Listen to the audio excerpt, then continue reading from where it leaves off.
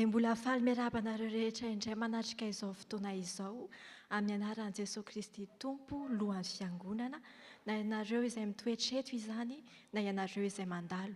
Marihana moa fa raha misy rano ery ineria ho an'izay mila ka aza misalasala.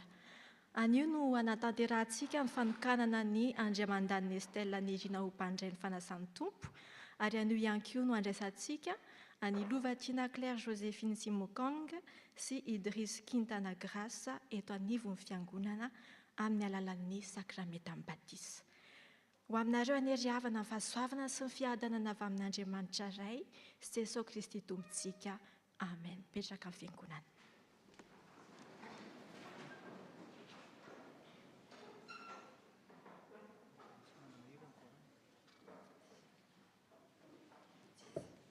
Mitsangana amin'ny fiangonana. Amin'ny anaka ary ny fany masina. Ho fideranan'Andriamanitra dia mbola ho ataontsika ny salamo 430 ny andininy voalohany ka hatramin'ny fahasivy. Isaotra ny Tompo lalandava aho ary tsy hitsahatra hidera azy ny vavako. Ny Tompo no reharehako, koa mifaliry mpandefitra rehefa mandre ny fiderako azy. Mankalaza ny Tompo miaraka amiko ianareo, ary aoka hiara-manandratra ny voninahiny isika. Nitadin'ny Tompo aho dia novaliany vavaka, ka nafahany avokoa ny tahotra rehetra. Mijery azy ianareo dia aoka ho mirana, ny tavanareo tsy ho savi-kenatra intsony. Niantso vonjy aho fa olo mahantra, ka nahainoany Tompo sy novonjeny tamin'izay fahoriako rehetra. Ny anjelon'ny Tompo miambina manodidina amin'ny mpanazan'Andriamanitra, ka manafaka azy amin'ny loza. Andramby jereo fa tsara ny Tompo, sambatra ny olona mialoka aminy. Hira antema 440.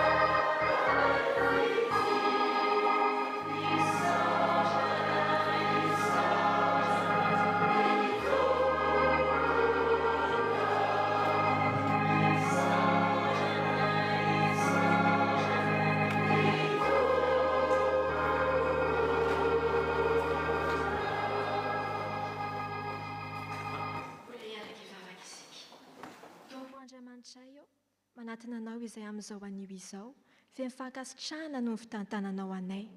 Mideranao izahay no ny sorehetra nomenao anay, dia izay fantatray sy izay tsy tsaroanay velively koa nefa ivelomanay isan'andro. Misaotra anao izahay no izao tombontsoa omenao anay izao, ahafahanay miangona eto indray hitera sy hitsaoka ny anaranao. Tompo, ary tsay amin'ny sambatan'olona amin'ny fanahinao masina mba mifantoka anay tanteraka aminao.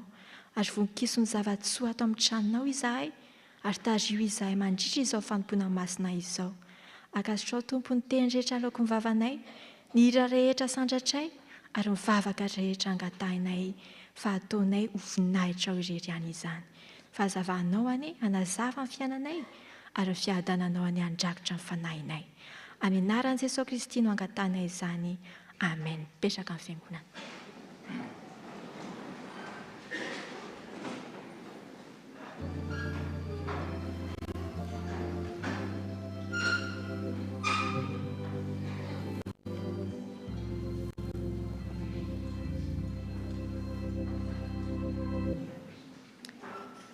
Ry havana, tsy misy na dia miray amintsika ireo aza marina, ary efa samy nanota avokoa isika. Ko andeha isika hivavaka amin'Andriamanitra amin'ny fotorotoro sy mangorakoraka. Hivavaka isika. Tompoandriamanitra io, manantona anao amin'ny fotorotoro sy mangorakoraka izahay, miaiky ny fahotanay sy ny fahadisoanay. Andriamanitra masina sy marina ianao, ary miaiky izahay efa nanota taminao, tamin'ny eritreritray, teninay, ary manenina mafy izahay no ny fahadisoanay sy ny helokay. Matetika izahay nanaraka ny lalànay fa tsy ny anao, ary ny sitraponay ny tadiavinay fa tsy ny anao. Tsy nahomby tamin'ny fitiavana anao izahay, mangataka famelan-keloka avy aminao.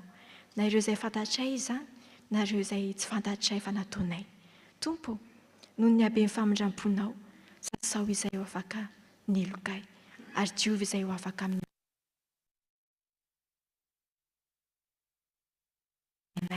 mba hiorina mafy, aza maneritra anay hiala eo anatrehanao, aza maneritra ny fanahinao aminay. Omeo anay ny fahasoavana mba hialanay amin'ny ratsy rehetra ka andehananay amin'ny fahazavan'ny fahamarinanao. Ampio izay hiaina araka ny sitraponao, ho tia tahaka ny tiavanao anay sy hanompanao amin'ny mpanetretena ary avaozy ny fanoloran-tenanay aminao. Miaraka amin'ny fiangonana izaynay be famindram-po mitalao aminao zahay, mamelany ny elokay, diovo izay mba ho fahatany, sasao izay mba ho vakeloka, ary avaozy ny fanahinay mba ho vonkanompanao. Fitiavan'i Jesosy Kristy zanakao mpamonjy anay no angatahany aminao. Amen.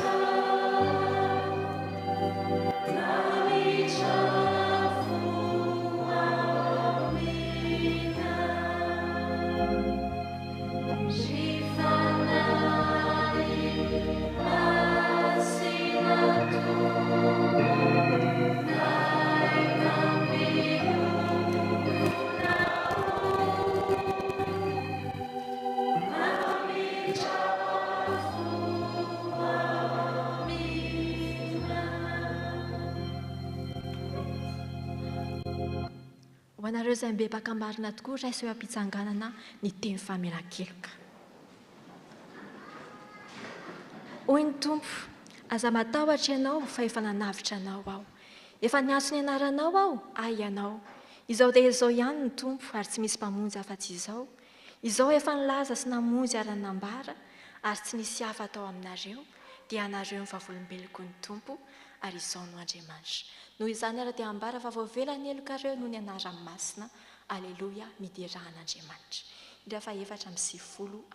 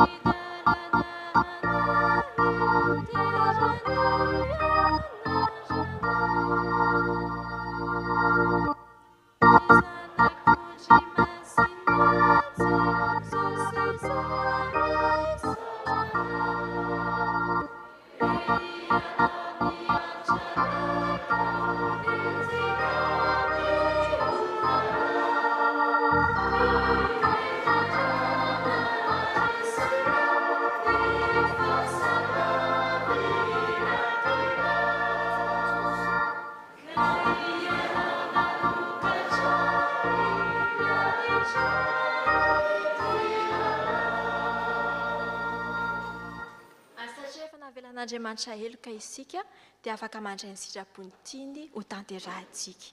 Eny hoe ary havana malala ny teny manambara izany.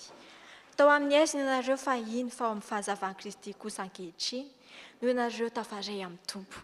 Koa manao fa fitondran-tena tahaka ny olona ao amin'ny fahazavana, satria ny fahazavana dia mamokatra sasoa sy mitandro ny rariny sy ny intsiny amin'ny lafiny rehetra. Ka mieza mamantatra izay akasitrahan'ny Tompo ary aza miombina amin'ny asa maloto. Voninahitra ho any amin'ny avy indrindra ho an'Andriamanitra. Petraka amin'ny fiangonana.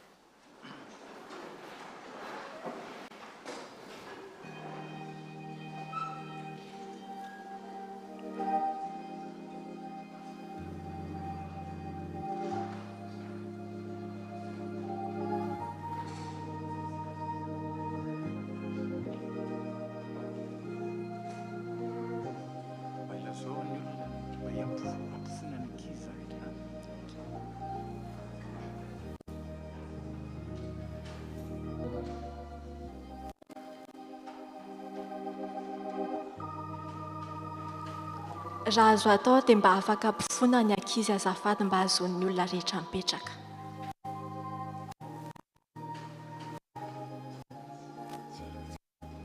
C'est trop bas.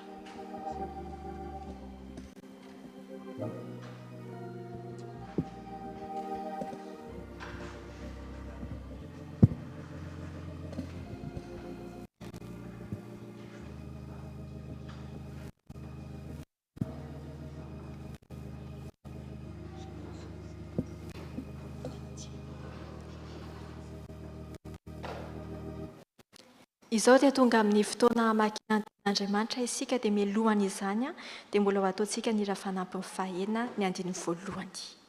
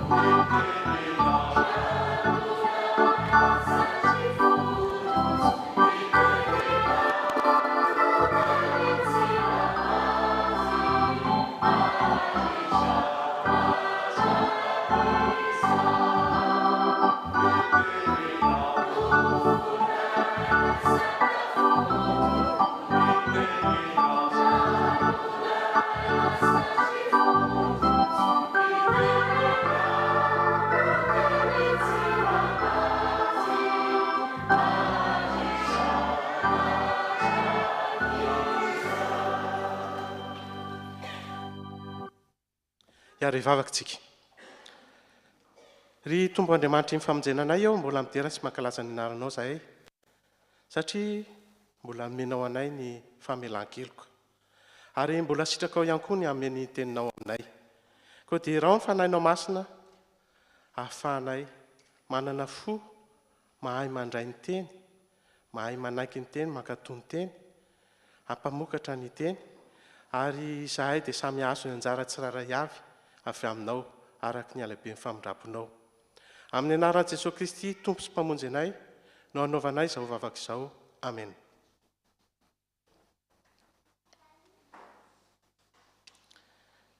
Exodus toko fahaenina amby folo ny andininy voalohany ny andininy faharoa ka hatramin'ny fahadimy amby folo. Rehefa hita dia rahantsika mamaky amin'ny anaran'ny tompo. Ny monomonina tamin'ny Mosesy sy Aarona tany an-tany efitra ny fiangonana Israelita tsy vaky volo. Ka nanao taminy hoe, inay anie izahay mba nivonoan'ny tompo faty tany Ejipta, fony izay nanodidina ny vilankena ka nihinana arak'izay lany. Fa izao dia nentinareo fatinoana ty an-tany efitra ty izay rehetra. Ahoy ny tompo tamin'ny Mosesy, andatsaka mofo avy any an-danitra ho anareo aho, hivoaka nangona izay sahazazy isan'andro ny Israelita mba hizahako toetra anareo na handeha araky ny lalànako ianareo na tsy. Fa amin'ny andro fahaenina rehefa nomana izay hoentinareo ianareo dia hita indroa eny noho izay fanangonanareo isan'andro. A Mosesy sy Aarona dia niteny tamin'ny Israelita hoe, anio hariva ny tompo dia hanome hena ho aninareo satria henoko tokoa ny fimonomonona anareo taminy. Izany no ahafantaranareo fa izy tompo ny namoaka anareo tany Ejipta. Ary rahampitso maraina dia hanome mofo avoky anareo izy, ka izany no ahitanareo ny voninahiny. Ny aminay kosa, inona moa izahay no monomonona anareo? Raha manao izany manko ianareo, dia tsy izahay no monomonona anareo fa ny Aarona Mosesy hoe, ilazao avokoa ny vahoaka Israely mba ho tonga seho anatrehan'ny tompo satria efa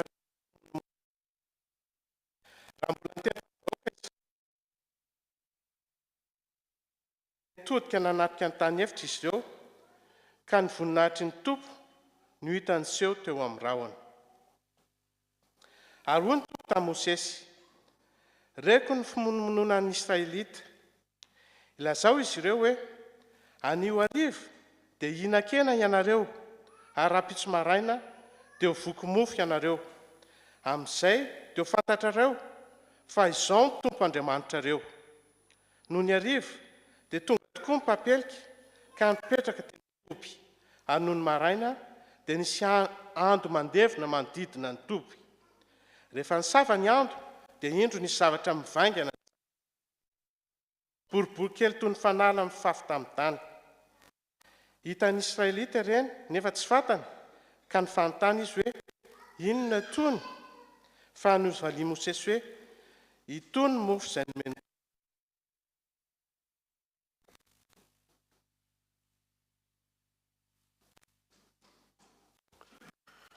Mbola toizantsika ny famakiana ny tenin'Andriamanitra ary havana arak'izay hita amin'ny Efesianina toko faefatra.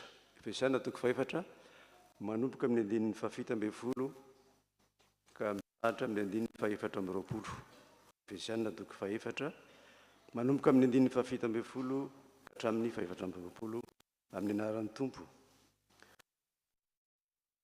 Ambarako noho izao tafaray amin'ny Tompo, azo atao intsony ny fomba fiainana sampy izay manaraka ny hevim-ponany sady maizin-tsaina.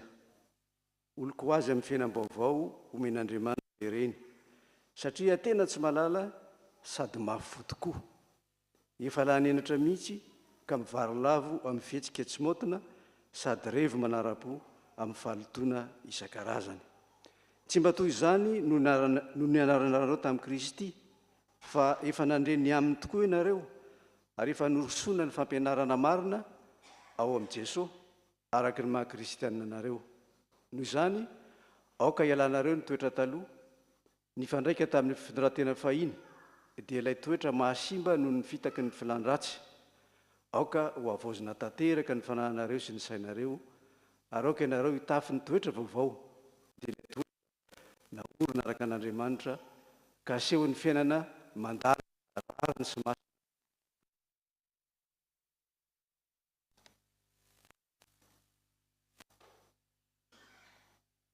Ataontsika eo am-pisanganana ny hira faefatra amby enimpolo amby zato.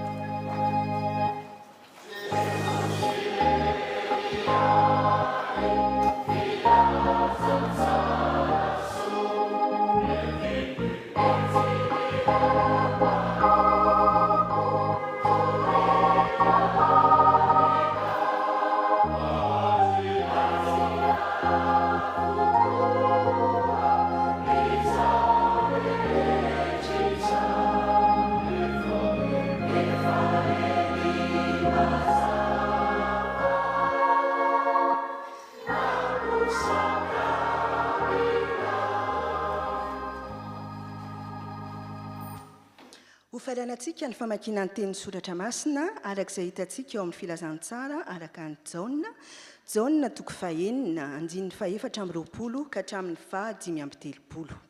Jaona toko fahenina andininy faefatra amby roapolo ka hatramin'ny fahadimy amby telopolo amin'ny anaran'ny Tompo. Koa ny vahoaka rehefa nahita fa tsy teo na i Jesosy na ny mpianany dia niondrana tamin'ireo sambo kely ireo ka nakany Kafarnaoma hitady an' Jesosy. Rehefa nahita an' Jesosy teny ampitany fariny vahoaka dia nanontany azy hoe mpampianatra io, oviana ny tonga teto ianao? Dia novalian'i Jesosy hoe lazaiko marina dia marina aminareo fa nitadiavanareo aho dia tsy noho ianareo nahita famantarana fa noho ianareo nihina mofo ka voky. Aoka hiasa ianareo, tsy hoe ahazona ny sakafo mety levina fa ahazona ny sakafo matana ho aina maharitra mandrakizay. Dia ilay omeny zanak'olona anareo, fa izy no efa nasian'Andriamanitra ny mariky ny fahefana nomeny azy. Dia hoy ireo tamin'i Jesosy, inona ary no tokony ataonay mba hanantontosainay ireo asan'Andriamanitra? Fa novalian'i Jesosy hoe izao no asa imasoa an'Andriamanitra dia ninonareo ilay nirainy. Fa hoy ireo taminy, inona ary ny famantarana ataonao mba ho hitanay ka inona ianao? Inona no asa ataonao? Ireo razantsika dia nihinana ny mana tany efitra araka ny voalazan'ny soratra masina hoe mofo avy tany an-danitra no efa nomen'ny tompo azy ireo hohanina. Tamin'izay Jesosy dia niteny taminy hoe lazaiko marina dia marina aminareo fa tsy Mosesy no nanome anareo ny mofo avy tany an-danitra fa ny raiko no nanome anareo ilay mofo avy any an-danitra. Satria ny mofo omen'Andriamanitra dia ilay midina avy any an-danitra ka manome ny aina ho an'izao tontolo izao. Ka hoy ny vahoaka tamin'i Jesosy, Tompo, omeo anay mandrakariva izany mofo izany. Ary hoy Jesosy taminy, izao ny mofo manome ny aina, izay manatona ahy tsy mba honona intsony, ary izay mino ahy dia tsy mba hangetaheta intsony. Amen.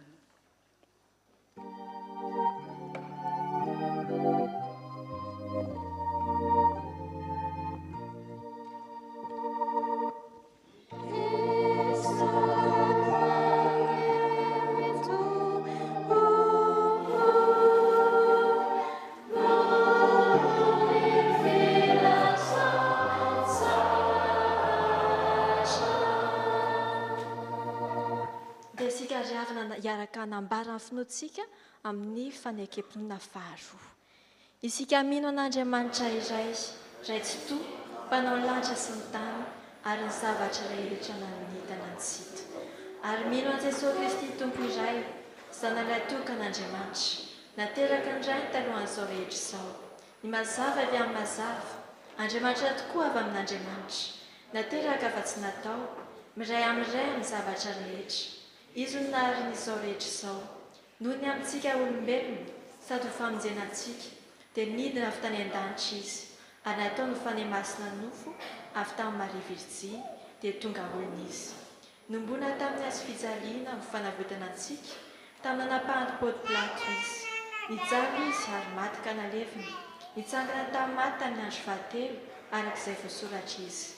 Niakatra ho any an-danitra izy, ary mipetraka tany-kavanana iray, avy any ny avy indray amin'ny voninahitra, hitsara ny velona sy ny maty, ary mandrakizay ny fanjakana. Isika mino ny fanahy masina, tombo sady mpanome aina, izay avy amin'ny ray sy ny zanaka, ka hitsoana sy ankalazaina miaraka amin'ny ray sy ny zanaka.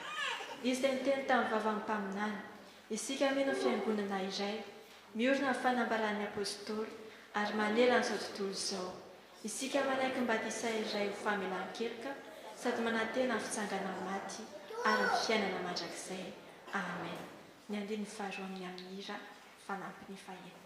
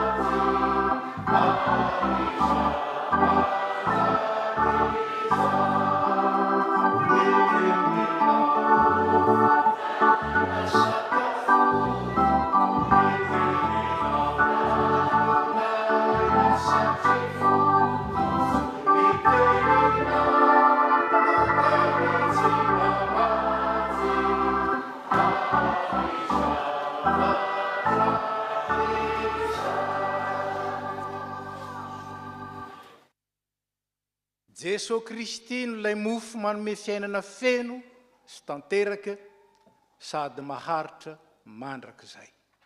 Ny fanahy masin'Andriamanitra nazavatsika, azahoantsika mahalala tsara an'ny Kristy ilay mofo velona, ary azahoantsika mandray fiainana be dia be avy aminy. Amen. Mipetraka isika.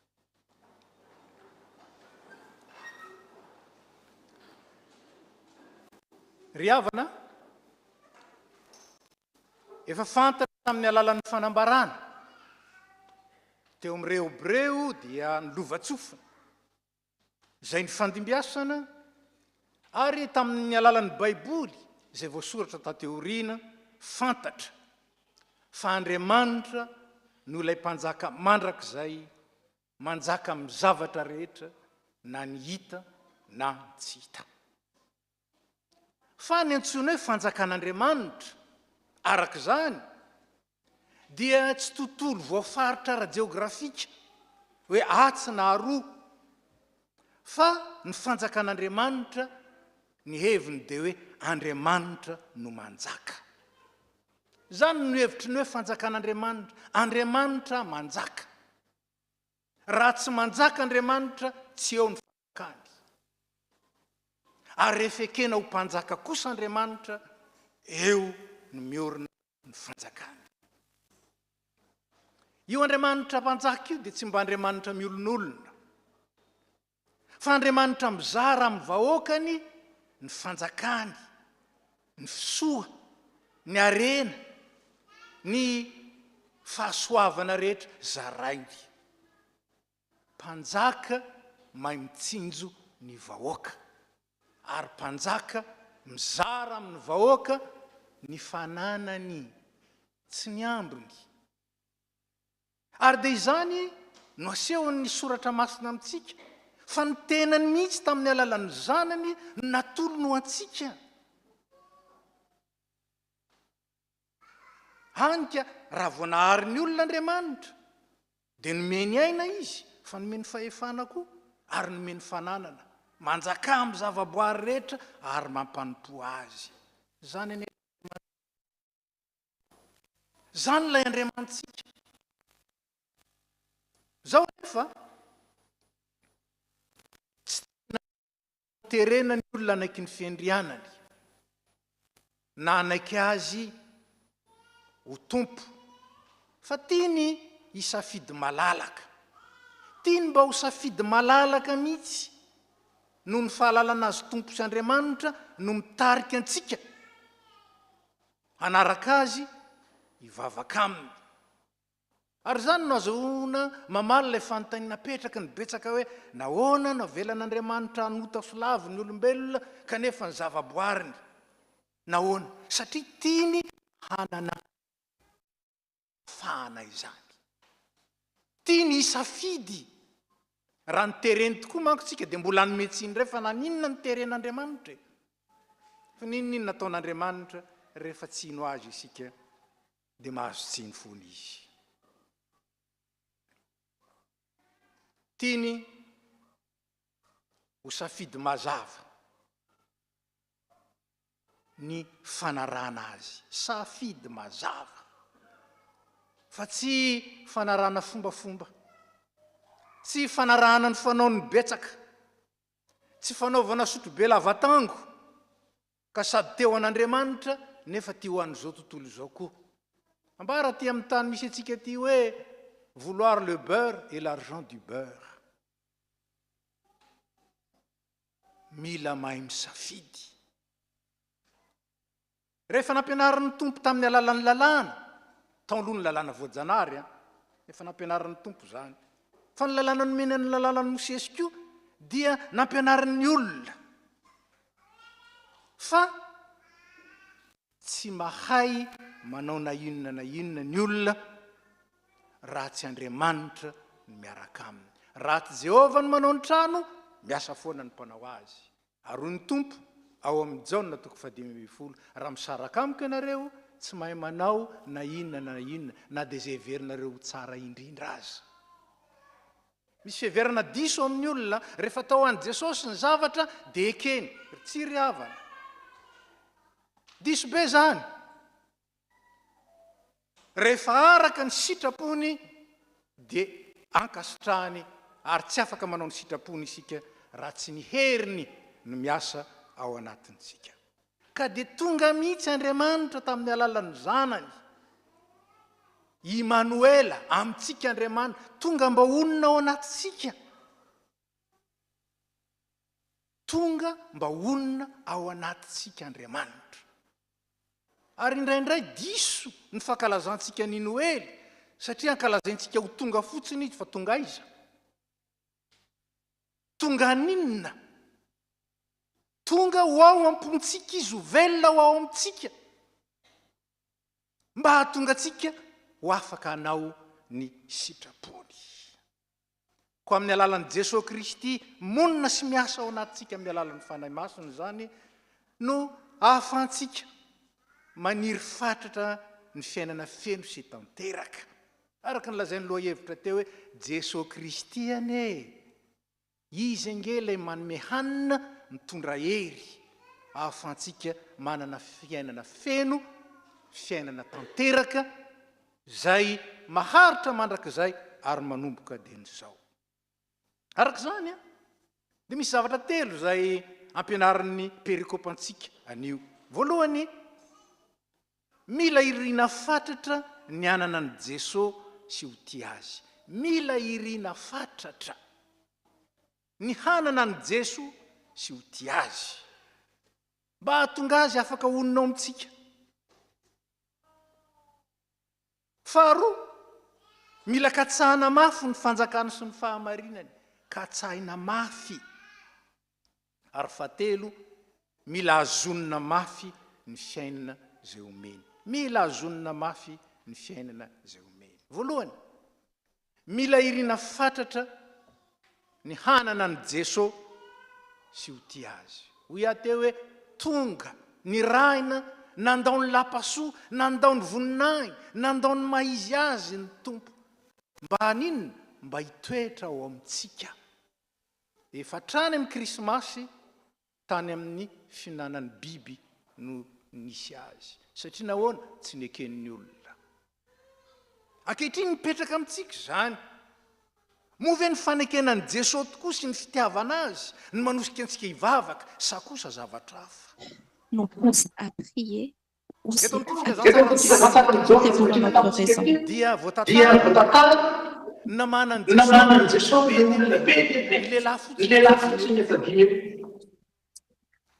Rehefa lasa Jesosy dia nitady anaraka azy, saingy tsy noho izy na nalala ka tearaka amin'ny foana tsy zany, fa satria teo vokin-dray aman-dreny izy. Ary zany ireto Hébreu rehefa nety tany Egypte. Et c'est aussi pareil pour les Hébreux. Dieu les a délivrés alors que ils n'en pensaient qu'à leur nourriture.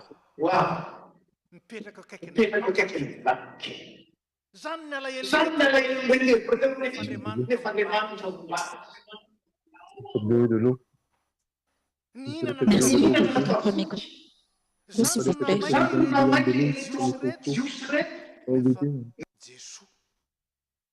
Jesosy tsy niriny, Jesosy tsy nandaozany ny fiainana. Voalazako teo fa maro ny kristianina manaiky anaraka ny fivavahana satria mila zavatra. Tsy noho ny fitiavana, tsy noho ny finiavana andray ny tompo velona ao anatiny, fa noho ny zavatra ilainy zay ao amin'ny tompo no misy azy. Ny aina zany, ny fiarovany zany, ny fanambinany zany, ny fitahiny zany, ny zavatra maro samihafa, na ny lanitra koa azy. Maro any amin'ny mivavaka satria matahotra ho any amin'ny afo be, fa tsy hoe te hiaraka amin'Andriamanitra mandrakizay. Tahotra afo be, esory nge ny afo be, be de be, ny tsy hanaraka ny tompo. Ry havana, ny tompo tonga mba hananantsika fiainana sady hananantsika be dehibe, fiainana be dehibe, ny fifalian'ny lanitra, ny fiadanana manjaka anaty, manala sy mandroaka ny tahotra rehetra, ny fifaliana tsy mety simba, tsy mety levo, fifaliana satria manana ny tompo. Zany ange nomeny ny tompo antsika ary nomeny maimaipoana. Fa saingy zao tsy zany ny tiany ny tompo iainantsika sy velomantsika, finona ny tia ny tompo iainantsika sy velomantsika ny fitiavana azy. Tia azy satria tiany, tiantsika ane izy e. Ka filana ny mahatonga atsika hivavaka sa fitiavana, fanontaniana lehibe zany. Filana sa fitiavana. Nomeny tompo tsiny ny Hebreo, nomeny tompo tsiny ny Jiosy satria filana ny tarika azy fa tsy fitiavana. Hoy Jesosy ao amin'ny Jaona 5, dininareo ny soratra masina satria ataonareo fa ao aminy no anananareo fiainana mahavelona mandrakizay. Ary ny soratra masina manontolo dia manambara kanefa tsy mety manatona ianareo mba hiainanareo zany fiainana zany. Misy tokoa ny mandinika soratra masina mba hahalala zavatra. Ary misy mirehare fa mahalala soratra masina kanefa tsy manana ny tompo, zero zany. Tsy fahalalana ratsaina fa fahalalana ampanahy, zany no tadiavin'Andriamanitra amin'ny mino. Nety hoe mahalala amin'ny Baiboly, manana firaisany no heviny, tia no heviny. Koa tena ilaina ny fandinihana soratra masina ry havana, ilaina ny fandalinana soratra masina, fa raha tsy haintsika tsara ny soratra masina fa hahaintsika fotsiny, dia mivily ny fahalalantsika n'Andriamanitra sy Jesosy diso ny fahalalantsika n'Andriamanitra sy ny sitrapony raha tsy haintsika tsara ny soratra masina. Nefa tsy mahazo mijanona amin'ny fahaizana soratra masina tsika, tsy mahazo mijanona amin'izany, fa ireo fatratra ny ananana ny Jesosy sy ananana firaisana aminy 24 heures sur 24. Zany no fivavahana kristianina.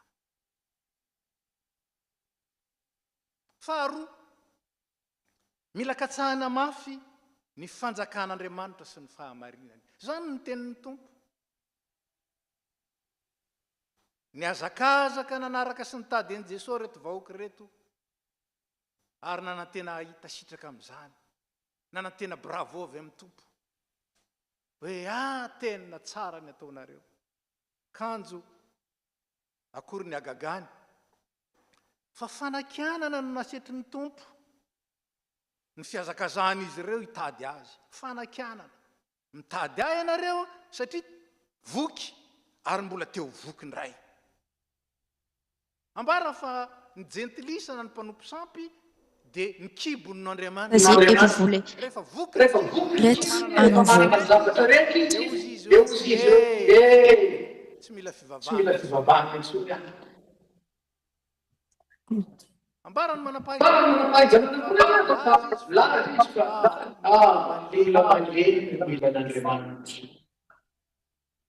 fa ny olona manana tsy mila n'Andriamanitra.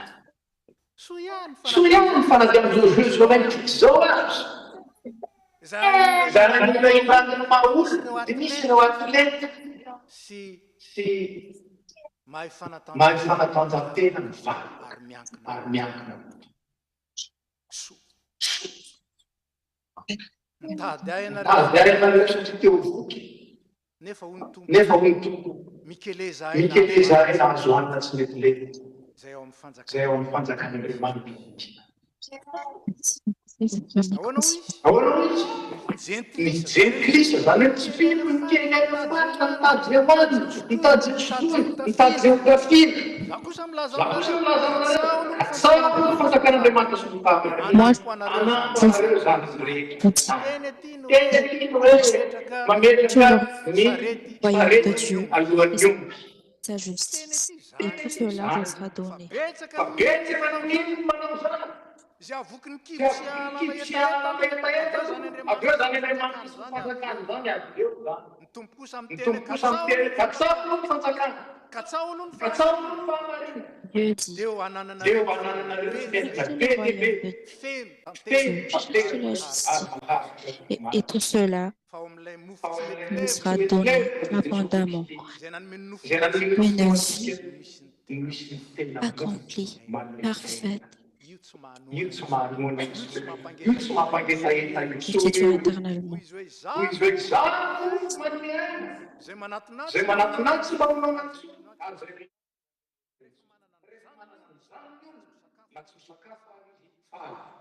C'est dans cette mort.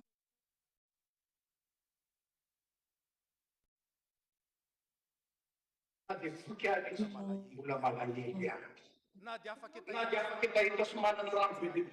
pouvons la vie.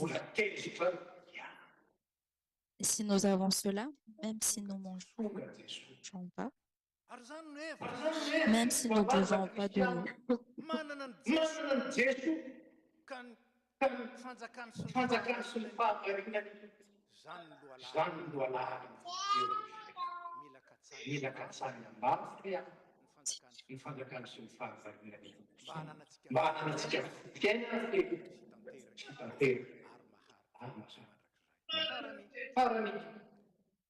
Milazona mafy ny fiainana omeny. Tsy ampy ny manaiky ny tompo sy ny famonjena. Tsy ampy. Ambaran'i Jakoba na mino azy ianao fa tsy iainanao ny finoana. Tsy asehonao amin'ny asa ny finoana dia zéro.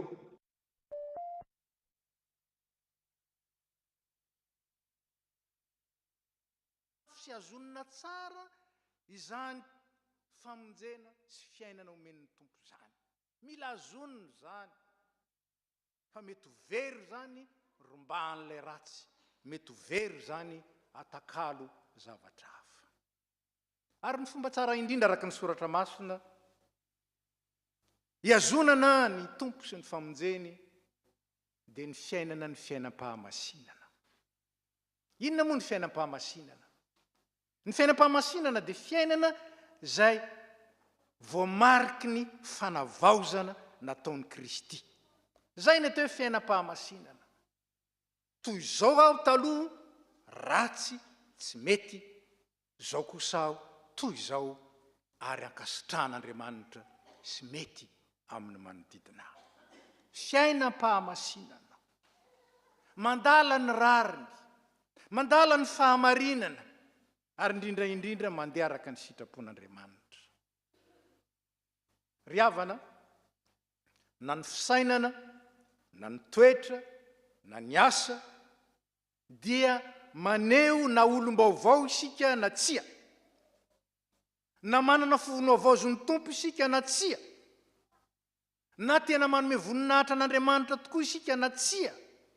Ny fisainana, misy miteny zay sy ny tompo ihany e. Ie, marina zany, nareo sy ny tompo ihany. Saingy ny fiainam-pahamasinana tsy mitarika anao hiafinafina. Tsisy manafina hoy izy. Mijiroka mametraka azy eo ambany vata fahamarana. Fa aokazava eo amin'ny olona ny fahazavanareo. Ataovy mazava. Ataovy vita maso, ataovy talaky maso. Fahazafenina ny maha olom-baovao anao. Na amin'ny fisainana, na amin'ny toetra, na amin'ny asa. Raha reo vaky-teny telo voalahatra, efatra marimarina koa nanomboka tany amin'ny salamo. Raha reo vaky-teny efatra voalahatra ho antsika an'io, no jerena, dia reto avy ny fiainam-pahamasinana izay entina miazona ny fiainana omen'Andriamanitra. Raha tsy manana ny fahamasinana, dia tsy manana an'Andriamanitra, ary raha tsy manana an'Andriamanitra, dia tsy afaka hanao ny sitrapony sy izay tsara. Somako sika tahaka ilay lazain'ny Apokalipsy 3 hoe manana anarana ho velona kanjo hay maty any. Mitondra ny anarana kristianina ka nefa tsy any Kristy. Nomena fiainana ary nandanian'Andriamanitra rondo handraisana ny fiainana dia Jesosy Kristy kanjo nandazy. Ka ireto ireo fiainam-pahamasinana izay takin'ireo teksta amintsika. Voalohany, ny fiderana sy ny fisaorana amin'ny zavatra rehetra. Midera sy misaotra amin'ny zavatra rehetra. Ny mpandinika anankiray dia nilaza fa raha feno izy ny fiderantsika sy ny fisaorana an'Andriamanitra, ka feno an'izany ny fiainantsika, tsy manam-potoana imenomenomana intsony. Feno fiderana sy fisaorana ny fiainanao afaka ny menomenina ary afaka ny fimonomonomana tahaka izay nataony ireto hebreo ireto. Faharoa, ny fifaliana ao amin'ny tompo. Zany hoe tsy hoe faly satria nataony ranona ohatran'izao ndray, tsy hoe faly satria manana an'izao na manana nitsy, fa mifaly satria manana ny tompo. Mifaly ao amin'ny tompo izao ndray aminareo, mifaly. Ary zay ny hevitry ny ambaran'ny mpanao salamo hoe mialoka aminy, mifaly mandrakariva satria raha Andriamanitra ny momba atsika, iza no atohitra atsika, tsy misy. Ary zany fifaliana zany no ambaran'ny Nehemiafa, zany ny fiarovana mafy. Fifaliana ao amin'ny tompo ny fiarovana mafy ho an'ny mino. Fahatelo, tia ny mihinana ny anina omeny. Tia ny mihinana ny anina omeny. Inona avy nge ny anina omen'ny tompo e? Eto lazainy tsara, ny meny mana, ny meny papelika, ny meny mofo, ny meny azandrano, fa ny meny teniny koa. Antsika tsara fa mila mihinana sy misotro isika ao anatin'ny andro, fa raha tsy zany isika dia malemy sy osa ary mety andairana aretina. Fa tahaka izany ihany, fa andairana aretina sy osa ny fanahintsika raha tsy mahazo ny tenin'Andriamanitra sahaza isika, ary zany ny hevitry ny meo anay an'io ny hanina sahaza ho anay. Teo amin'ny fandraisana ny fanasan'ny tompo, nanokanana antsika dia samy nanao vady daholo, azoto amaky ny baiboly isan'andro arak'izay azoko atao. Tena arak'izay azo atao ve? Sa kosa hoe rehefa mba manam-potoana iny e, rehefa le mba kalikalmy iny e. Zany, meo anay ny anina isan'andro ary omen'ny tompo ane zany e. Ary zany dia hoanina amin'ny fifaliana. Asanareo fa zay mbola fonikely dia tsaronay tsara fa mba mivoaka zay rehefa mitory-teny. Dia inona ny zavatra hita ao tokotany ao? Lehilahy maromaro mifoka sigara dia miresaka mandritry ny tory-teny. Tsy tiany ry zareo le teny a. Tsy tiany. Asa angamba ny vehivavy koa tsy manao an'izany satria tsy mifoka. Fa raha nana zavatra hafa tao asa, tsy ny lehilahy rery ihany. Tiany tenin'Andriamanitra ve isika? Tiany mihinana ny hanina sahaza omen'Andriamanitra isan'andro ve isika? Sa mandreraka atsika izany. Fahaefatra, ny fomba hiazonana ilay famonjena dia mitafy ny toetra mifanaraka any an'ny tompo. Mianatra mandrakariva aminy satria velona atao anatintsika izy. Zany ny antony havelomany ao anatintsika, manamboatra antsika, manefy antsika, manova antsika. Ndraindray mahamenatra ianao rehefa mba ohatra ny tompo zany ny fisainanao e. Batibatin'ny olona. Asanareo ndraindray dia mangina. Nefa dia izany no azahoantsika mihazona ilay fiainana be dia be, mifaly mandrakariva, manana ny fiadanana anaty. Farany, manao ny zavatra rehetra tsy ho an'olona fa ho an'Andriamanitra. Tsy mitady sitraka amin'olona fa mitady sitraka Andriamanitra. Io ny toetra vaovao ananany tena manana fiainana, tena manana ny Kristy velona ao anatiny.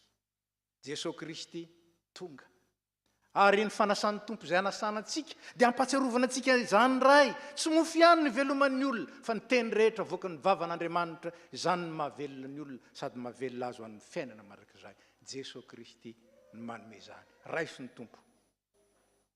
Isikiro izy ary katsao mafy ny fanjakany sy ny fahamarinany. Raiso ny fitahiana.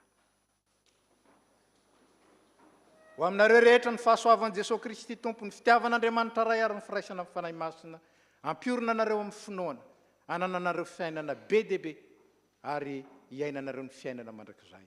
Amen. Petraka isika.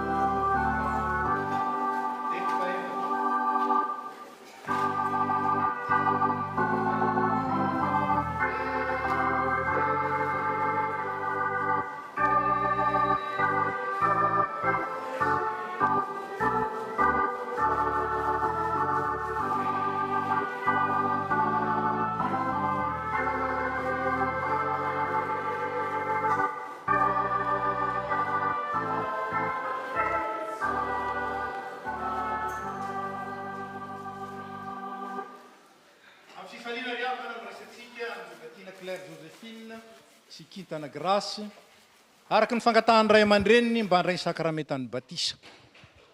Antsoina isika fiangonana ho vavolombelona eto anatrehan'Andriamanitra. Manoloana izany fanolorantena izany sady matsiaro koa ny fanolorantenantsika tsirairay sy nandraisantsika ny fahasoavan'Andriamanitra tamin'ny alalan'ny sakramentany batisa. Eno ary riavana ny tenin'ny Tompo. Efa nomena avokoa ny fahefana rehetra ny an-danitra sy ety an-tany. Ka mandehany ianareo ataovy mpianatro ny firenena rehetra, ka ataovy batisa ao amin'ny anaran'ny Ray sy ny Zanaka ary ny fanahy masina izy, sady ampianaro hitandrina ny zavatra rehetra izay nanodiko anareo. Ary indro zao momba anareo mandrakariva, mandra-pahatonga ny fahataperan'izao tontolo izao. Riavana, inontsika ny fanatrehan'ny Tompo. Inontsika ny fanataterahan'ny Tompo, ny teny fikasany ho an'izay rehetra manolo tena ho azy sy manolotra ny momba azy rehetra ho azy. Hoy ny tenin'ny soratra masina, manazava izao batisa izao. Ialao ny toetra ratsy, ary aoka ianareo samy atao batisa amin'ny anaran'i Jesosy Kristy mba ho voavela eloka dia handray ny fanahy masina izay fanomezan'Andriamanitra. Fa ny fanomezana nampanantenan'Andriamanitra dia ho anareo sy ny zanakareo ary ho an'ireo rehetra ny lavitra na iza antsony Tompo Andriamanitsika anantona azy.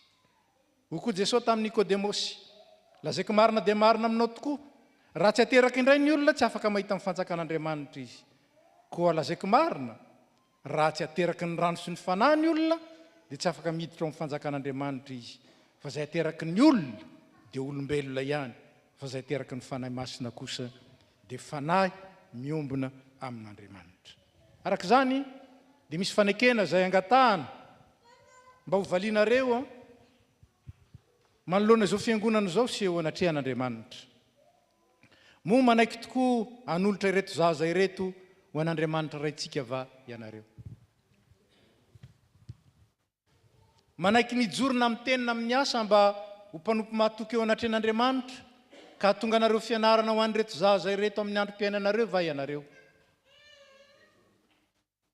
Manaiky va ianareo nanatanteran'ny fiangonana amin'ireto zaza ireto ny fitaizana kristianina araka ny filazantsara tokony atao aminy, ka hitombony amin'ny fahalalan'izao fahasoavan-dehibe ny raisiny avy amin'Andriamanitra izao, ary anekeniny Jesosy ho Tompo ary azony hery andavan'ny asan'ny Satana rehetra. Ekenareo va izany?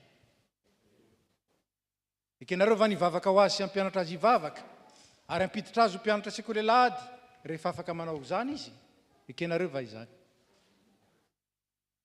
Anao izay azonareo atao ve nareo hitari-dalana azy mandra-piavy ny andro izay andraisany ho an'ny tenany ny fanekena izay nataonareo androany tamin'izao batisa izao? Ekenareo va izany? Aoka iara-mivavaka ary sika. Andriamanitra, rainay ianao ary zanakao zahay, mahatsiaro ny fanekena nataonao momba ny batisa izay tanteraka noho ny rahasoan'i Kristy izay ankehitriny, ka dia ampitoero amin'ireto zaza ireto Tompo ny fahasoavanao. Akambanao amin'ny vahoaka anao amin'ny alalan'ny fanahinao masina izy, mitombo amin'ny fahalalana tsaranao, amin'ny fahalalana ny teninao, ary ho voataiza ho amin'ny fiainana kristianina dia nyzao zaza zao araka ny teninao hoe zaro amin'ny lalana tokony alehan'ny zaza, fa na dia antitra azy izy tsy ala amin'izany tsy akory. Aoka ny rano anaovana batisa ampiasainao kosa anehoanao ny fifidiananao azy ireo, ka raiso amin'ny fanekenao mandrakizay izy, ka hitafy an'i Kristy mandalo ny fahafatesana makamin'ny fiainana, dia ho tonga olom-baovao manome voninahitra anao amin'ny fisainana, amin'ny toetra ary amin'ny asa.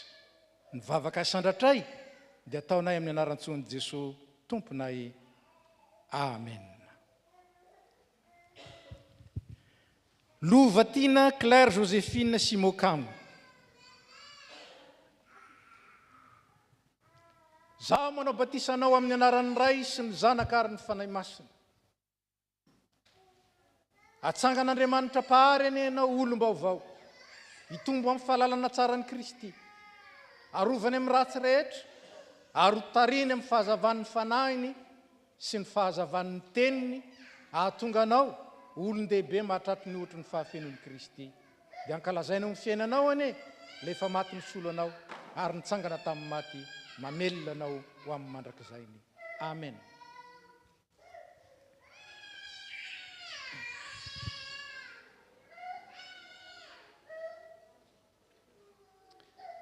Kintana Grâce Idris. Zaho manao batisanao amin'ny anaran'ny Ray sy ny zanaka ary ny fanahy masina. Mitay anao ny tompoka miaro anao. Mampamirapiratra ny tavany aminao ny tompo ka miantra anao.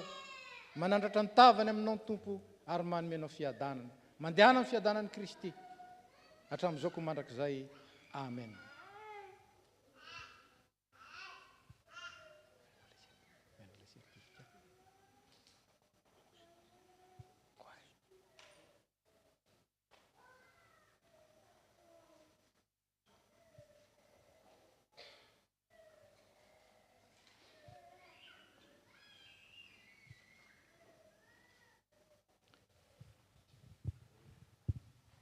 Ho antsika fiangonana koa ry havana aoko sika atsiaro. Fa samy mitoetra sy miaina amin'ny fahasoavan'ny tompo avokoa. Mifankatia, mifampahery, no ny fampiraisana ao amin'ny batisa. Ka aoko raisitsika ato amin'ny fiambonantsika, feno fifankatiavana ireto zaza ireto, dia samy hivavaka ho azy isika, mba hahatonga azy hitombo amin'ny fahafenon'ny fahalalana an'Andriamanitra. Aoka hitsangana isika hivavaka. Ry Andriamanitra rainay eo, amin'ny alalan'izao batisa zao ary amin'ny alalan'ny fananao masina, aoka ataonao vavolombelona mahatoky ny filazantsaranao reto zaza ireto. Amasino tompo amin'ny androm-piainany rehetra ary talio lalana mandra-patongany ao amin'ny fahatanteranao.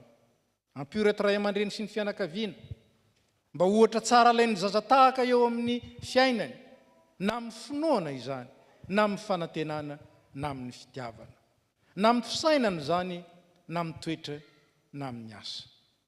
Tehirizo amin'ny fitiavanao ny olona tsiraray ato amin'ity fianakaviana ity.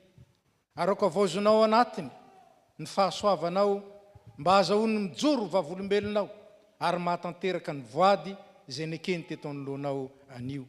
Noho ny amin'ny Jesosy Kristy tomponay sady mpamelolanay. Amen. Hoy ny tompo, aza matahotra, efa nanavitra anao aho, efa niantso ny anaranao aho, ianao. Koa dia mandehana amin'ny fifalian'ny tomponareo ary tezao amin'ny anaran'ny tompo ity zaza reto zaza reto, anampy anareo, anoana anareo ary antoka anareo amin'izany izy. Mahazo maketsy anareo dia mandeha mipetraka.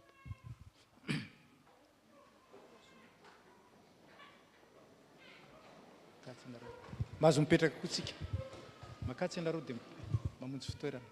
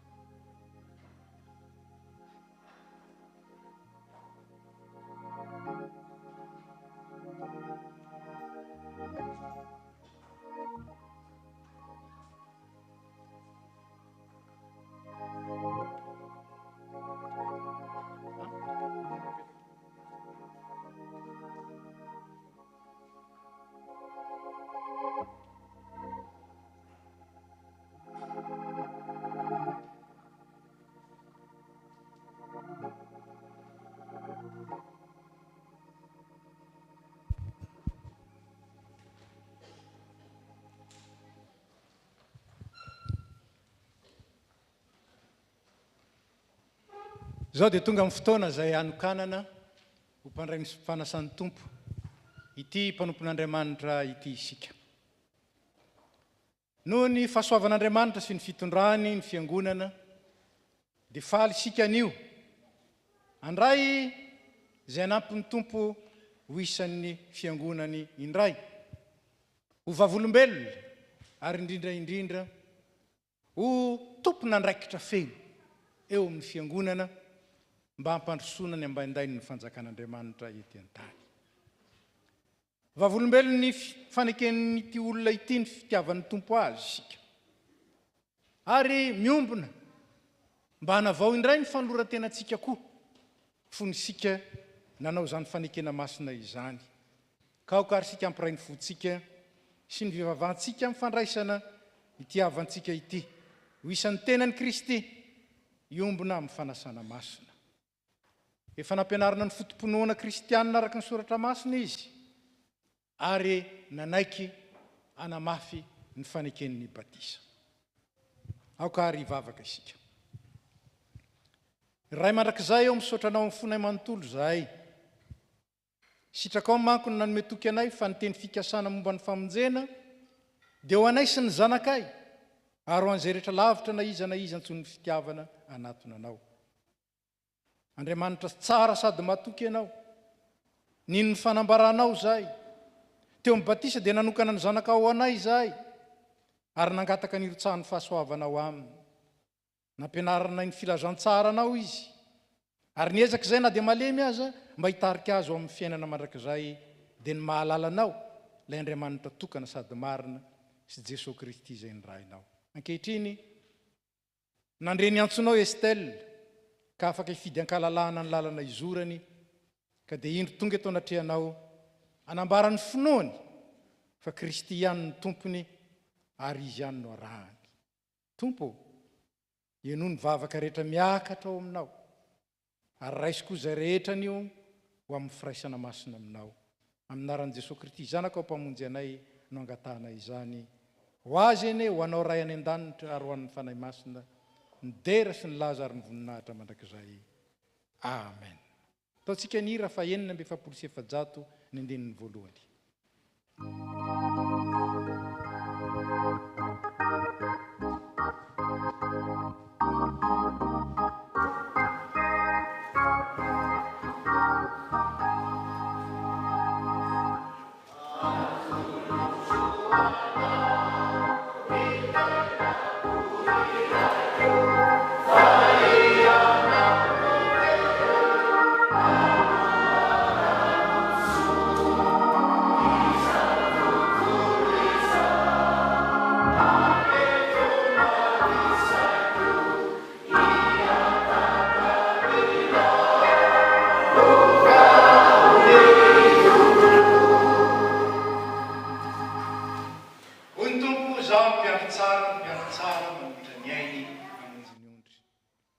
Misy olona ta hanaraka, aoka izy andany tenany izy hitondra ny azo fijaliana ka hanaraka.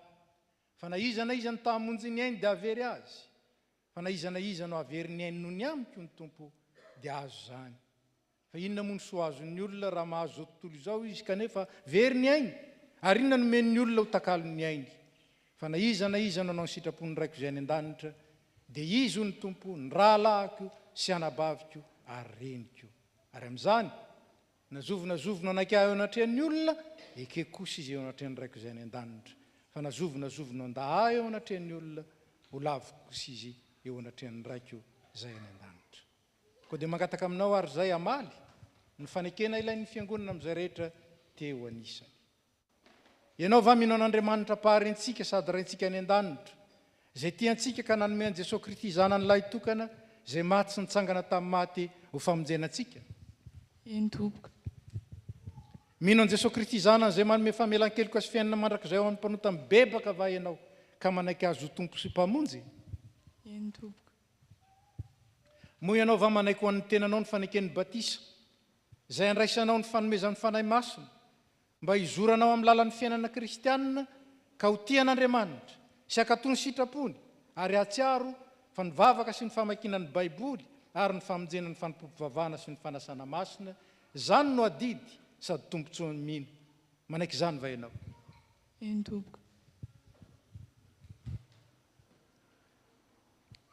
Nampianarana ny fotomponoana ianao, nazavaina taminao ny anton'izao fanoloran-tena izao, ary koa ny antoka ao amin'izany. Ankehitriny dia hivavaka ao anao ny fiangonana, ianao kosa hanambara ny finoanao sy anaiky ny tompo ary anaraka azy amin'ny fahatokiana. Aoka hitsangana ny fiangonana. Hivavaka isika. Ry Jesosy Kristy tomponay, nambaranao tamin'ny alalan'ny teninao fa manaiky anao anatrehan'ny olona zahay, dia ekenao kosa eo anatrehan'ny anjelinao any an-danitra araka izany. Koa indro ny olona izay nantsonao, tonga hanambara ny finoany, tonga hanolo-tena, hanaraka anao. Raisy tompo izany fanoloran-tena izany.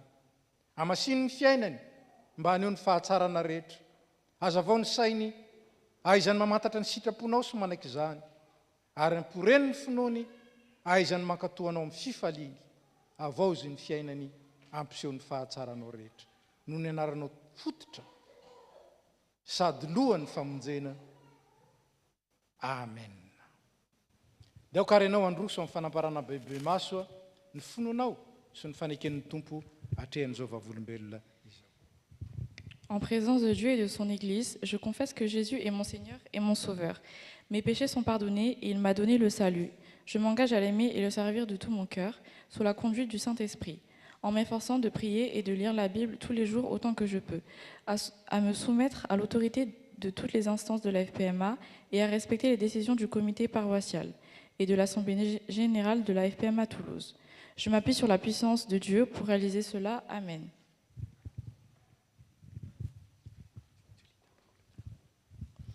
En paix, je me couche et aussitôt je dors, car toi, Seigneur, tu me fais vivre en sécurité.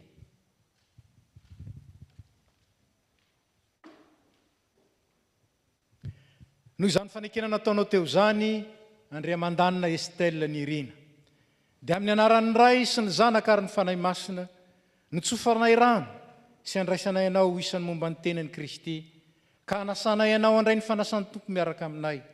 Ary Andriamanitra raitso izay niantso anao niala tamin'ny maizina ao amin'ny fahazavany mahagaga, no hatanteraka sy ampiorina ary ampitoetra anao. Amen. Mitsangana ary mahereza sy mahatanja momba anao ny tompo.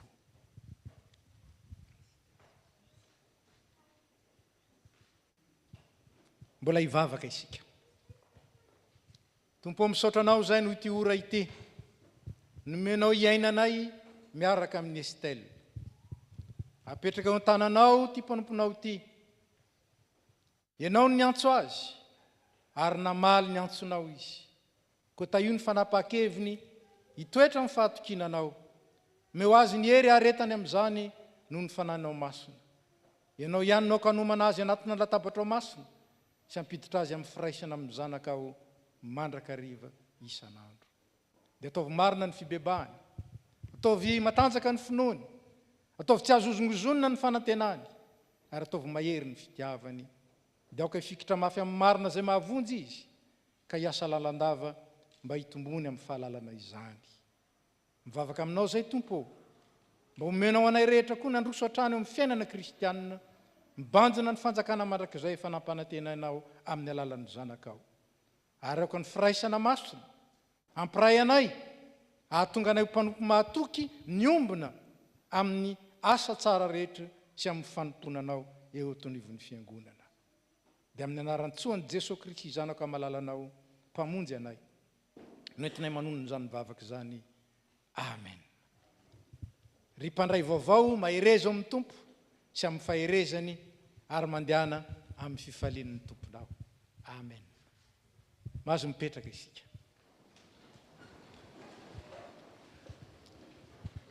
Izy moa dia ao anatin'ilay andihany antsoina hoe andihany fahamasinana, la promotion sainteté, izay fantokanana tamin'ny Pentekostra, ka dia miombona amin'izany izy, promotion sainteté.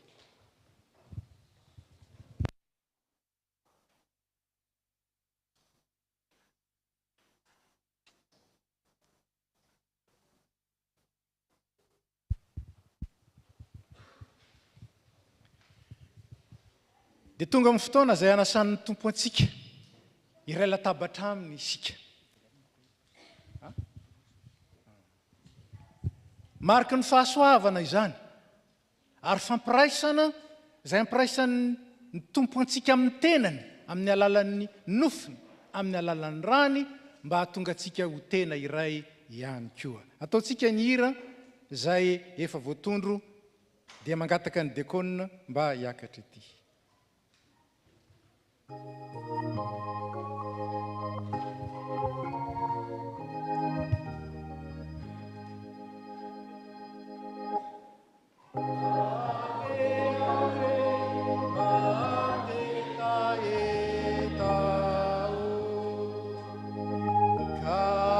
Casa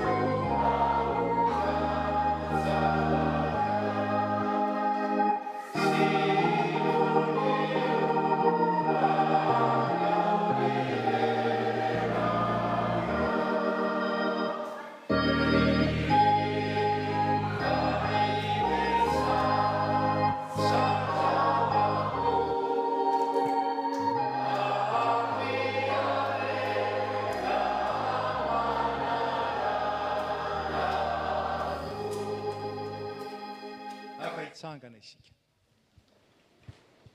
tonononao aminareo rehetra ny fiadanany tompo dia zarao amin'ny akaikinao zany fiadanany zany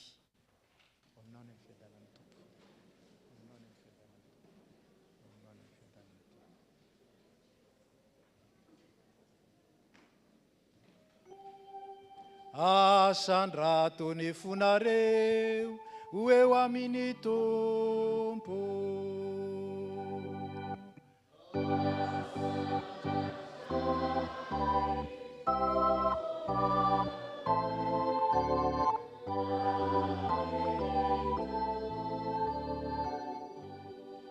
aoka ho deraintsika ny tompo Andriamanitra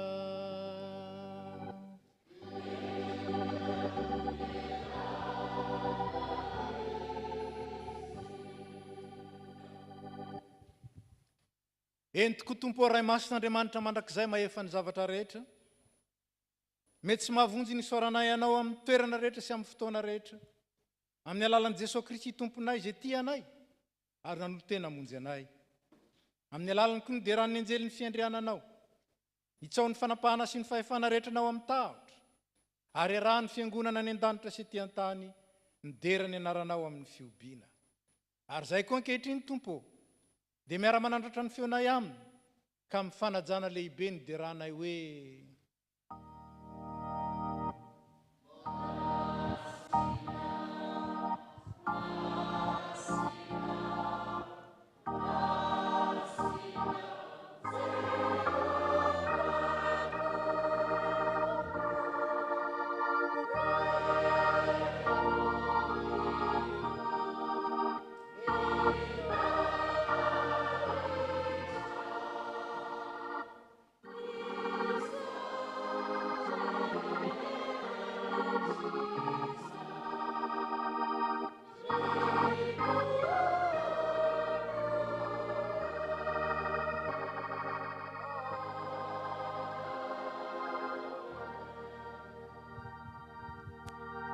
Jesosy Kristy tompo tamin'ny alina izay namadiana azy dia nandray mofo ary rehefa nisaotra izy dia nivakinika ho izy raiso ano ity ny tenako izay omena ho anareo izao no ataovy ho fahatsiarovanahy ary toy izany koa ny kapoaka rehefa nihinana izy dia hoy izy hoe misy tro amin'ity anareo rehetra fa ity ny rako dia ny amin'ny fanekena vaovao izay latsaka ho andrehetra ho famelan-keloka koa nahoviana no misotro ianareo dia izao no ataovy ho fahatsiarovanahy misaotra ny ray izay nampamendrika antsika anana anjara milova ny olona masina eo amin'ny mazava amen petraka amin'ny fiangonana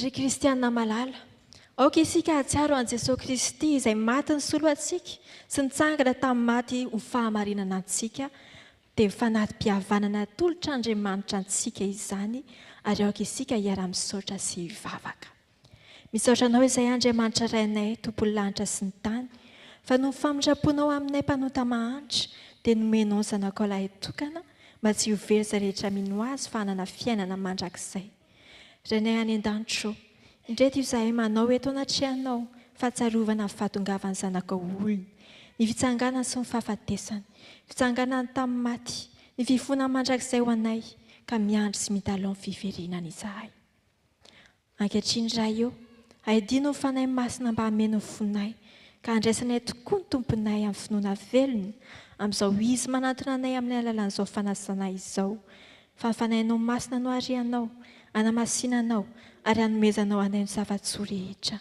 ary ho tsapanay tokoa anay ny fanatrehanao ka tsy izay intsony no velona fa ianao no velona ao anatinay miaraka amin'ny fiangonana i Jesosy Kristy tompo izay tonga eto anatrehanao hiomina amin'ny latabatra masina dia mangataka mba hampiraisinao aminao ohatra ny sampana amin'ny voaloboka ampianary hifankatia tahaka ny tiavanao anay izahay ary aoka izay hiara manana ny fiangonana masina manontolo ny fiononana sy fifaliana aminao sy ny zanaka indritraka ho mandrakizay amen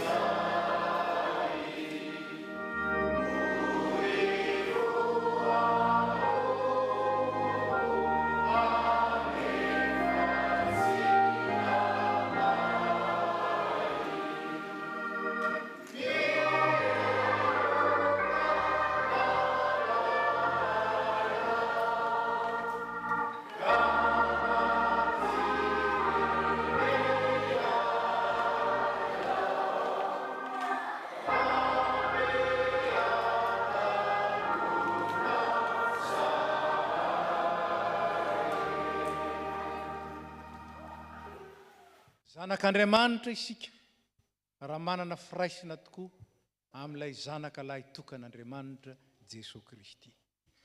Ary arak'izany rehefa nampiraisina tamin'ny zanany isika dia afaka mampiombona kosa ny feontsika manonona ilay vavaka nampianariny atsika manao hoe rainay izay any an-danitra ho amasinina ane ny anaranao ho tonga ane ny fanjakanao atao ane ny sitraponao ety an-tany ho tahaka ny any an-danitra meo anay io izay anona sahaza ao anay ary mamela ny elokay tahaka ny namelanay izay meloka taminay ary aza mitondra anay ho amin'ny fakapanahy fa manafahanay amin'ny ratsy fanao ny fanjakana sy ny hery ary ny voninahitra mandrakizay amen. Aoka hitsangana ny mpandray fanasan'ny tompo.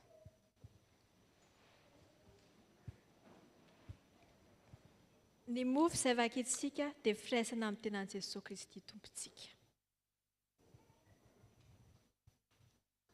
Ny kapoaka amin'ny fisaorana izay isaorantsika dia firaisana amin'ny rano Jesosy Kristy tompontsika. Hoy ny tompo, avia, efa voavoatra avokoa zao ny zavatra rehetra. Mahazo mipetraka ny tsy mpandray fanasan'ny tompo, manao ny hira fa 5:20 isika. Dia ho zaraina amintsika ny mofo sy ny kapoaka rehefa avy nandray ny mofo sy ny kapoaka avy isika dia miverina ety ny dekona ary miara-mihinana ny mofo sy misotro amin'ny kapoaka isika. Izay fa nahazo ny mofo sy ny kapoaka dia afaka mipetraka mba ho hitan'ny dekona izay mbola tsy nahazo. 5:20.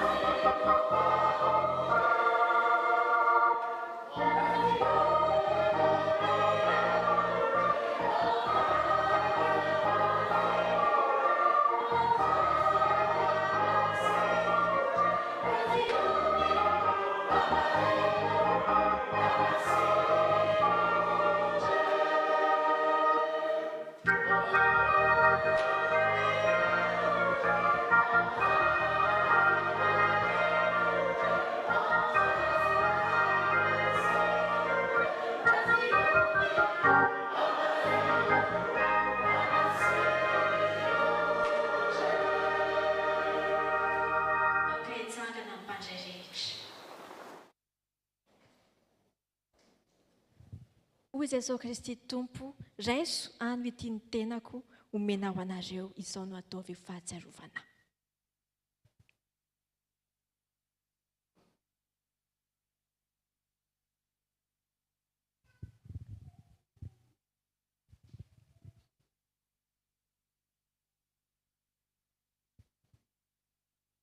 hoy koa Jesosy Kristy Tompo, sotroinareo rehetra ity, fa ity ny rako dia ny amin'ny fanankena vaovao izay alatsaka ho an'ny rehetra ho famelan-keloka. Izao no ataovy ho fahatsiarovana.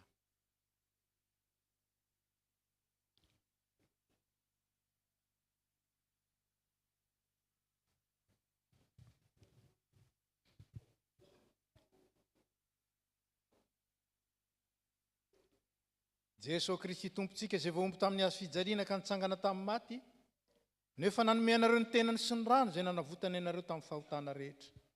Izy ny ampahery siaro anareo amin'izany amin'ny finoana marina, ho fiainana mandrakizay ho aminareo ny fiadanana. Dia mbola ataontsika ny hira fa 920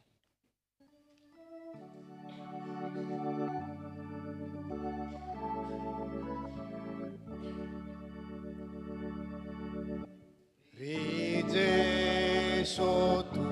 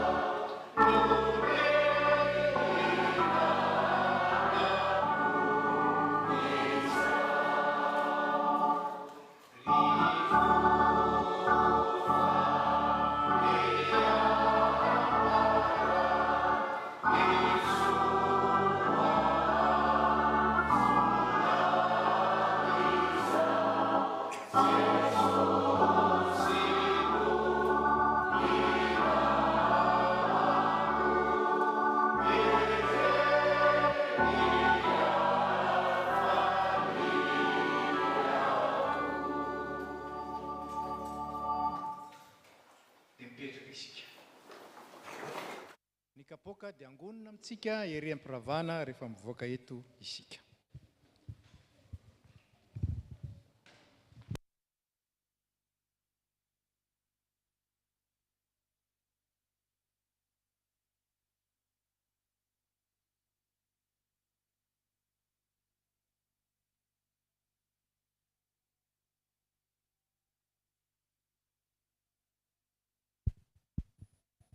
Zao dia tonga amin'ny fotoana filazan-draharaha isika mangataka ny tompony anjara iroso amin'izany.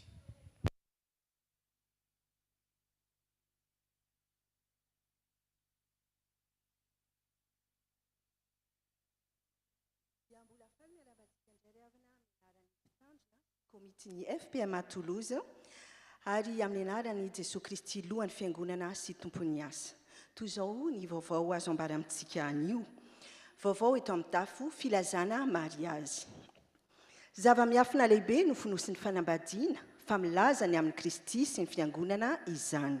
Efesianina 5:5-7. Andriana Solo, Benja sy Odile, Rasolofo manana Claude, Razafindrazaka Joary sy Sophie, Rakoto Jacqueline, Andriamiandra Élisée sy Lalatina, dia faly mampandriany fiangonana ny fanamasinana ny fanambadian'ny Zafiny, zanany, Razafindrazaka Anjara Tina Gaël sy Andriamiandra Miadana Héloïse. Izay atao ny asabotsy 17 aogositra amin'ny 2 rasasany ao amin'ny temple du Salin. Ity no filazana faharoa. Fiantsoana akatoka. Mahiriza sy mahatanja fa Jehovah-Andriamanitra ao no miara-mandeha aminao, tsy andahoanao na foianao izy, Deutéronomie 2:30-5. Amin'izao fialan-tsasatra izao dia mizara vaovao maika mahakasika ny fianam-paingonana izahay komity. Vonao sy taratasy avy tamin'ny EPUGRT na EPUDF ny Toulouse, izay mampiantrano atsika fa noho ny antony manokana dia tsy afaka mampiasa ny temple du Salin isika, ny hariva manomboka amin'ny volana septambra ankoatra ny alahady fandraisana. Noho izany rehefa avy nivory tsara am-potoana ny komity dia mampandriantsika fa hisy ankatoka fandinian-draharaha ao aorianan'ny fanompom-pivavahana ny alahady voalohan'ny volana septambra amin'ny 3 ora tolakandro. Ny tanisa dinika dia mikasika ny fandaminana ny fanompom-pivavahana manomboka amin'ny volana septambra. Anisan'ny sosikevitra roso ny firosoana amin'ny fidirana indro isaky ny alahady maraina ao amin'ny Vieux Temple, afa-tsy ny fandraisana izay mijanona riva ao amin'ny temple du Salin. Ny fidirana voalohany dia amin'ny 7 ora sasany maraina ary ny faharoa amin'ny 1:10 ora. Izany dia elanelany ny fampianarana ny sekoly ny tenin'Andriamanitra. Atao période d'essai io hatramin'ny volana Desambra. Koa manentana antsika ho tonga maro amin'ny fotoana io. Mangataka fanohanana ambavaka avy amintsika sy fiombonana ary firaisana avy amin'ny fanahy masina. Ny tompon'anjara ny fanadiovana ny trano fiangonana io dia ny sampana vehivavy kristianina sy ny sampana lehilahy kristianina. Ary ny diarintsika toy ny mahazatra dia mampatia fa mandritra ny fialan-tsasatra hatramin'ny alahady 5 aogositra dia amin'ny 10 ora maraina ny fanompom-pivavahana eto amin'ny Vieux Temple. Saotra antsika nahitra hatramin'ny farany ho an'Andriamanitra iririany ny voninahitra.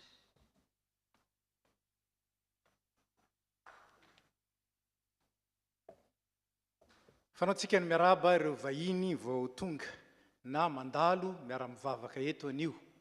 Donc s'il y a parmi nous des personnes qui sont venues pour la première fois ou qui sont de passage, je vous demande de vous lever afin que l'Église puisse vous saluer et également vous bénir au nom de notre Seigneur Jésus.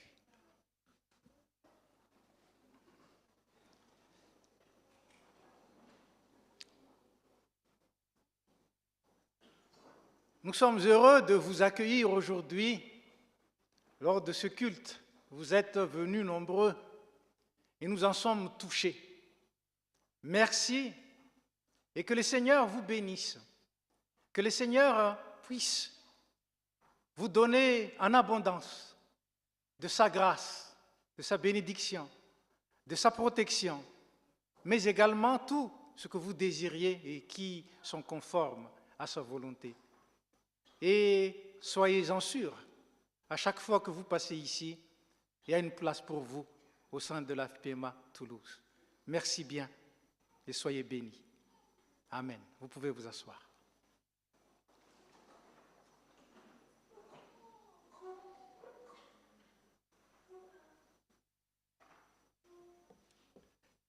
Et tonga finoana fanatitra isika izao ry havana, manao ny hira fanampin'ny fahafito isika, dia ho tatazana ny rakitra ary ampatsiarovana fa ho an'izay mandoa amin'ny carte bleue sans contact dia misy ihany koa ny panier. Donc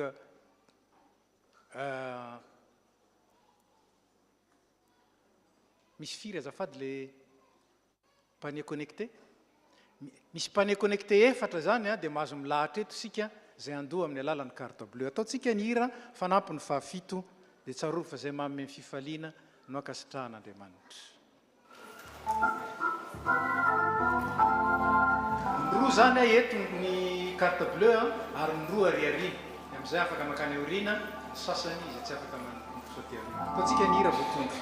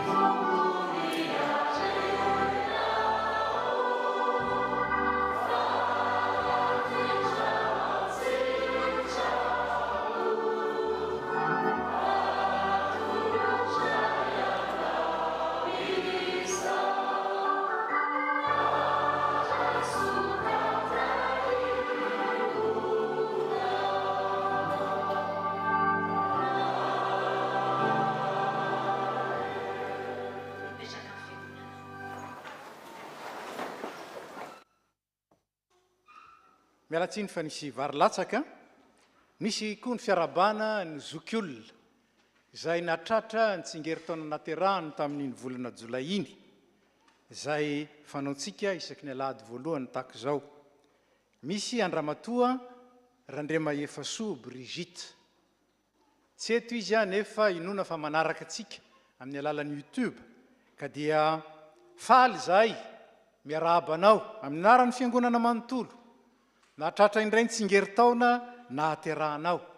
Ny fahasoavan'Andriamanitra no nahatonga izany ary io Andriamanitra io dia Andriamanitra mahatoky, Andriamanitra tsy miova ary Andriamanitra tsara sady manao tsara ho an'ny olony. Ka dia indra aminay ny teny izay voasoratra ao amin'ny boky ny mpaminany Isaia izay miteny toy izao. Isaia 4:7. Na dia mandra-pahantitrareo aza dia tsy miova aho, mandra-pahafotsy volonareo dia izay ihany no sahirana mitondra.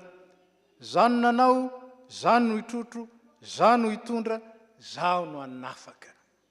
Zany Andriamanitra zany no irinay mbola hitantana anao, hitahiry anao sy hiaro anao amin'ny ratsy rehetra ary androtsaka ny fiadanany isan'andro.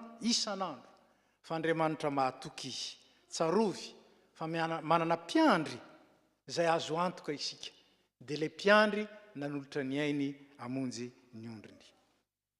Mbola iara-mivavaka isika. Tompo misaotra anao izay no ny amin'ny mpanomponao izay nahatratra ny tsingeritaona nahaterahany indray, dia miompifaliana aminy izay ary inonay fa ianao efa miara-mifaly aminay ao anatin'izany koa. Mivavaka aminao izay ho azy, misaotra, makasitraka, midera sy mankalaza noho ny fitahian-tsoa rehetra izay noraisiny teo amin'ny fiainany.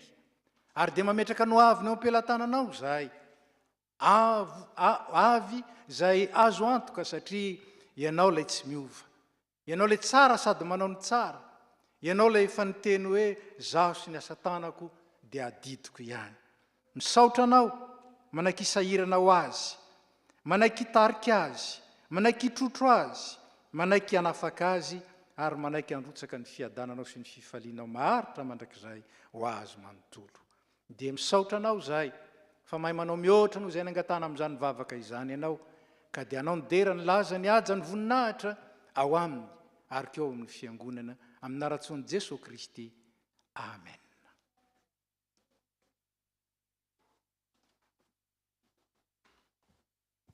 Mbola hiaraka hivavaka isika. Ry Tompo Andriamanitra io, misaotra anao izahay fa no fitiavanao lehibe sy tsy misy fepetra dia mbola eto izahay, ary misaotra anao ihany koa ny fanatrihanao tsy tapaka ao amin'ny fiainanay sy ny mombanao anay isan'andro. Misaotra anao ihany koa izahay fa no ny fahasoavanao irery ihany na ahafahana nantanteraka izao fanompoana masina izao androany ary mbola manatrika anay ianao. Tompo, hivavaka ho amin'ny marary rehetra izahay.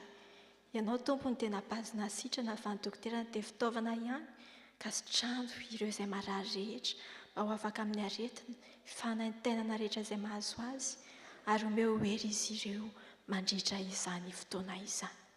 Mivavaka ho an'ny oro sy ny malahelo ihany koa izahay. Ianao ny ampitono ny fon'izy ireo, ampahirezo izy ireo ary ampahatsiaro fa manana anao tokoa izy ireo. Omeo azy ireo ny fiadananao izay mihoatra ny fahalalana rehetra ary feno ny fanantenana ny fony. Mivavaka ho an'ireo rehetra izahay, ireo olona izay mahatsiaro tena irery. Ianao ane nikasika ny fon'izy ireo ary aoka hanjaka ao anatin'izy ireo ny fitiavanao ka ho tsapany fa tsy adino izy ireo ary tsy irery velively. Amparezo izy ireo ary omeo hery sy fanantenana. Mivavaka ho amin'ny fiangonanao izahay Tompo. Ianao ane ampahery sy tantana anay tsirairay avy amin'izay asa nanandrahanao anay ary ampianaro izahay ity tahaka ny tiavanao anay ary tahio ny mpitandrina rehetra maneran'izao tontolo izao, ny mpitarika amin'ny fiangonana, ny fiangonana iray manontolo mba ho tena vavolombelon'ny fahasoavanao sy ny fahamarinanao tokoa an'izahay. Ampiraisa amin'ny fitiavana sy ny finoana izahay ary ampio izahay fitaovany fiadananao sy ny fahamarinanao eto amin'izao tontolo izao. Vavaka ho an'izao tontolo izao izahay Tompo, jereo ampangorahana ireo firenena mandalo ady rehetra ary ireo olona mijaly noho ny fahantrana sy ny tsirariny. Fiadananao, ny fahendrenao ary ny fahamarinanao ane hitoetra ao anatin'ny vahoaka tsirairay. mivavaka ao a Madagasikara tanindrazonay izahay tany tompo ny firenenay arovy sy fimbino ny vahoaka malagasy rehetra manoloana ny fahasairanana ny olana ara-toekarena ny olana ara-tsosialy ny tontolo iainana da io ihany koa mpitondra mba tena hoe hitondra amin'ny rariny sy hintsiny ary hanaraka ny sitraponao tokoa. Vavaka ho an'ity firenena ity izay mandray anay tokoa izahay dia i Frantsa izany, indrindra amin'izao fotoana izay handraisan'ny Jeux Olympiques izao. Ampitoereto tompo ny fiadanany sy ny filaminana ary ny fifaliana ary omeo fahendrena ihany koa manam-pahefana rehetra mba hahaizan'izy ireo mitarika ny vahoakanao araky ny lalanao, araky ny sitraponao ary mba hahaizan'izy ireo ihany koa mampandroso ny firenenao. Farany tompo, mivavaka ho an-tenanay izahay. Avaozo ny finoanay sy ny fitiavanay anao ary tario izahay amin'ny fanapahan-kevitra rehetra amin'ny asanay, amin'ny fianaranay ary ampio izay mba tena hoe hiaina araka ny sitraponao tokoa, hikatsaka ny sitraponao sy ny fanjakanao mialohan'ny zavatra rehetra ary andeha araky ny lalanao. Omeo hery izahay haharitra ny fitsapana ary ampio izahay mba hatoky anao mandrakariva na dia mandalo ady sarotra azy. Raha io, be tokoa ny tianay angatahana fa ianao mahalala izay ilainay tsirairay avy, izay iri ny fonay ka mihitsy mahatoky izahay fa ianao tokoa anome anay izay zaza ho anay. Amin'ny anaran'i Jesosy Kristy tompo sy mamonjy anay, izay velona sy manjaka miaraka aminao Andriamanitra rainay sy fanahy masina no angatahanay izany vavaka izany. Amen. Ry havana mbola misaotra ny tompo isika fa tanteraka soamantsara izao fanompoana masina izao, ka ho famaranana izany dia mbola ho ataontsika eo am-pitsanganana ny hira 587 ny andininy voalohany mitsangana ny fiangonana.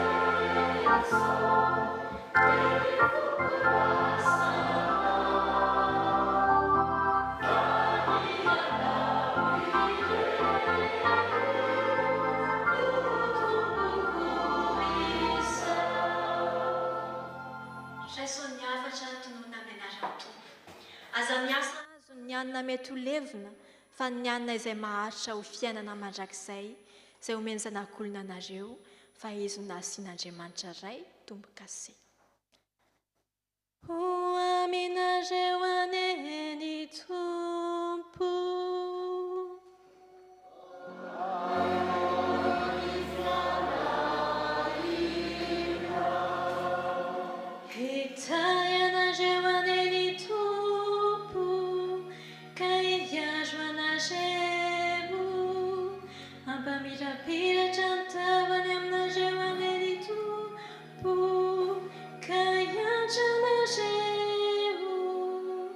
Anatra trantavany aminareo